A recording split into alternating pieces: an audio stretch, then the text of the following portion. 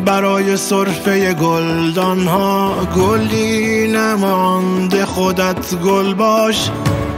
تو را به کار و شکوفا شد، تو را بچین و تو را بو کن. دلم دفست نیستانا، نگاه صوفی ناخوانا.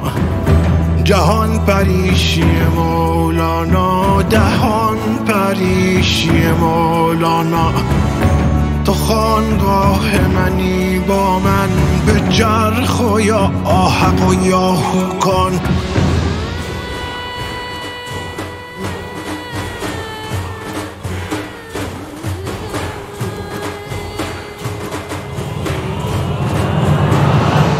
شب است یک تن زیبا شو و چند ماه شکیبا شو.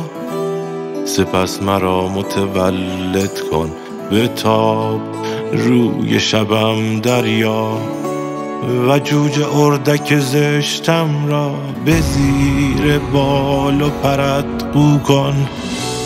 کسی نمی شنود ماه را اگر که روی سخن داری، و درد حرف زدن داری اگر دهان خودت هستی.